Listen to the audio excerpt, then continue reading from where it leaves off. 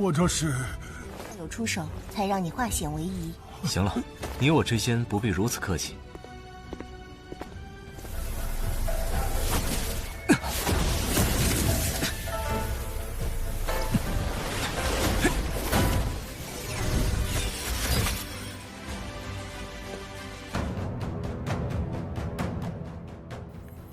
Kembali lagi, seperti biasa Mimin selalu mendoakan kalian semoga selalu dalam keadaan sehat dan dalam kondisi terbaik.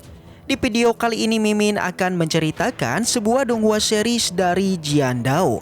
Dan bagi kalian yang mungkin baru gabung ya, Mimin saranin untuk nonton bagian sebelumnya dulu. Linknya ada di deskripsi. Tak berlama-lama, langsung aja kita masuk ke isi ceritanya.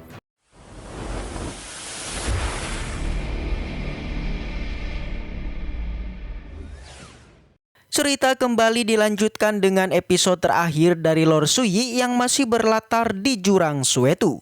Seperti diketahui di sana sedang terjadi pertarungan antara Suyi dengan roh makhluk asing yang merasuki tubuh Wu Linghu.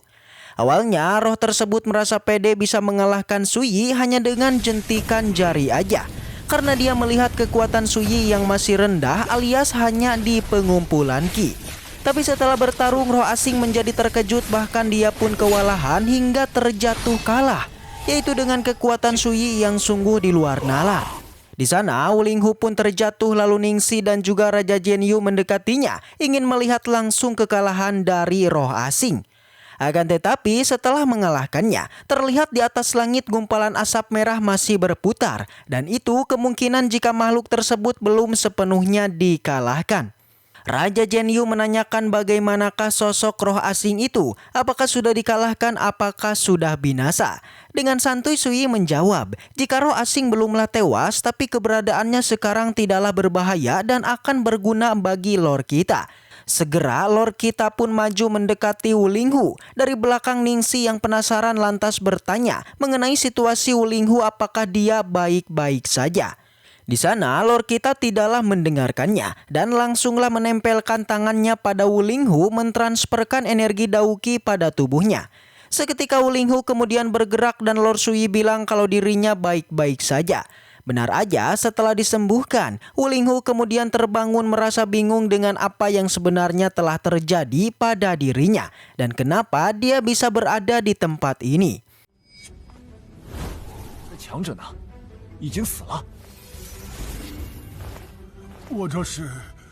Ningxi mulailah menjelaskan jika Wu Linghu sebelumnya telah terluka oleh penjahat saat berlatih di Gunung Suetu dan dibawa ke tempat ini serta diikat dimasukkan pada kepompong Dao. Dari peristiwa itu, tubuh dari Wu Linghu hampir saja direnggut oleh makhluk asing. Namun beruntung berkat Lord Suyi yang turun tangan jadi Wu Linghu bisa diselamatkan. Langsung aja setelah mendengar itu Wu Linghu berterima kasih menangkupkan tangannya pada Lord Suyi. Dia mengatakan kebaikan dari Lord Suyi dirinya tidak akan melupakannya dalam kehidupannya. Tiba-tiba di saat itu Wu Linghu merasakan sakit di kepalanya, merasa ada sesuatu yang aneh dalam pikirannya. Suyi menjelaskan kalau itu disebabkan oleh roh asing yang telah ia segel di lautan kesadarannya. Jadi untuk mengendalikannya Lord Suyi memberikan sebuah jimat yang berisikan teknik rahasia untuk memurnikannya. Di mana jika Wu Linghu berhasil memurnikannya, maka kekuatan jiwanya akanlah meningkat hingga 2 tingkat. Mendengar hal itu Raja Jianyu menjadi terkejut, dia tidak menyangka sebenarnya dari yang awalnya dalam bahaya, Wu Linghu kini malah mendapatkan keuntungan yang tidak terkira. Langsung aja Wu Linghu menerima jimat tersebut dan bersiap untuk berlutut. Akan tetapi Lord kita menghentikannya, dia bilang tidak perlu bersikap formal. Jadi kini setelah masalah selesai Suyi memerintahkan Raja Jianyu dan Ningxi membawa Wu Linghu ke atas jurang. Dan dirinya masih akan menyelesaikan urusan di tempat ini. Kemudian setelah nanti selesai Lord kita inginlah menempa senjata di tempat ini. Jadi semua orang tidak perlu menunggunya. Segera setelah mendengar instruksinya semuanya pun setuju dan mereka pun pergi. 可以让你的神魂再强上2个层次。行了，你我之间不必如此客气。 Di perjalanan, Raja Jianyu bergumam merasa minder terhadap Suyi. karena dirinya dulu pernah merasa kekuatannya paling kuat dan juga seorang raja termuda dengan sosok yang luar biasa. Tapi kini ketika bertemu dengan Lord kita, dirinya kini menjadi paham kalau di atas langit masih ada langit. Jadi jika dibandingkan dengan Sui yang seorang praktisi pengumpulan ki, dirinya tidak ada apa-apanya. Mendengar itu Ningxi pun mewajarkannya dan mulai saat ini Raja Jianyu harus membiasakannya. Karena semua hal yang dilakukan Sui itu tidak lagi membuatnya terkejut seperti yang kini terjadi pada Raja Jianyu yang masih tidak percaya. 在他身上发生什么事情我都不会奇怪。 Singkat cerita, Lord kita pun memperhatikan gumpalan asap di atas langit dan segera ia pun terbang menuju pada asap itu. Setelah sampai, Lord kita pun bergumam kalau saat ini memang tidak ada praktisi yang sebanding dengan dirinya. Jadi demi untuk membuatnya kewalahan yakni hanya dengan ini dirinya akan menyiksa diri. Segera Sui membungkus tubuhnya dengan energi Dauki lalu melesat maju memasuki gumpalan awan. Tak disangka pusaran awan ini memanglah mampu menyulitkannya, yang dimana jika gerakannya salah maka Lord kita akanlah terseret ke dalam pusarannya. Dan tanpa disangka, dua serangan dari pusaran darah seketika mampu mengenai Sui yang langsung ia pun terjatuh.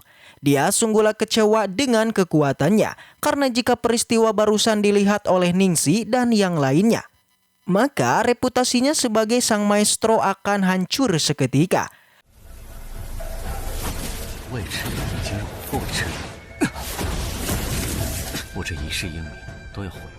Di sana, Lord kita kemudian meminum sebuah pil meningkatkan kekuatannya kembali melesat masuk pada pusaran darah.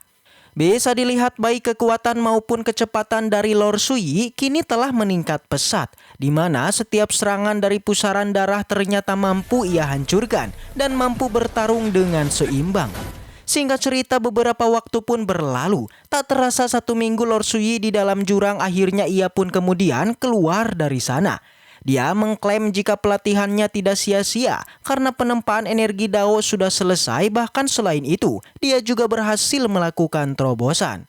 Yang kini Lord Sui berhasil menerobos ke tahap Grandmaster. Dia bilang saat ini keuntungannya dalam pelatihan ini sangatlah banyak.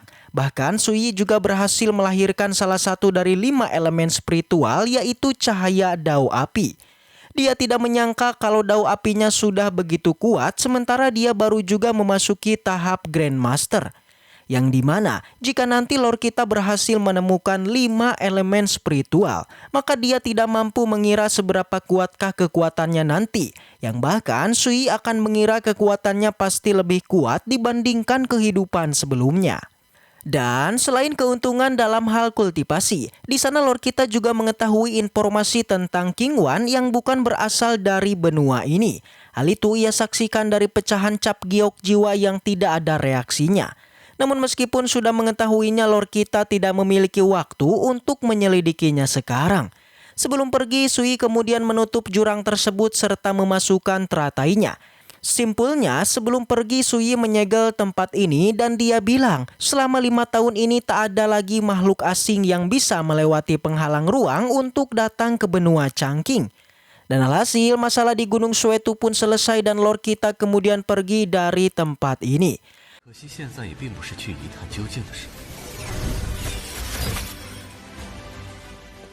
Singkat cerita di sore hari Lord kita kemudian sampai di barak militer dan dia disambut oleh Wu Linghu. Di sana kali ini sedang dilakukan penjamuan perayaan atas keberhasilan memberantas kejahatan di pegunungan Suetu. Selain dari Sui sebagai tamu terhormat, ada juga Ningxi dan juga Raja Jianyu yang ingin bergabung dalam perayaan ini. Namun sebelum penjamuan dilakukan, Lord kita meminta untuk menyiapkan sebuah ruangan bagi dirinya ingin berkultivasi. Mendengar itu, Wu Linghu pun setuju dan pergi dari sana. Di perjalanan dia kemudian diberikan sebuah surat yang dikirim dari kediaman Raja Hawking berupa sebuah tablet. Jelas kalau kita lihat sekilas, tablet tersebut mirip dengan tablet yang Sui miliki terkait dengan identitas King Wan. Lalu cerita pun selesai, yaitu dengan menampilkan patriark keluarga Su yang sedang bermain catur dengan seorang praktisi.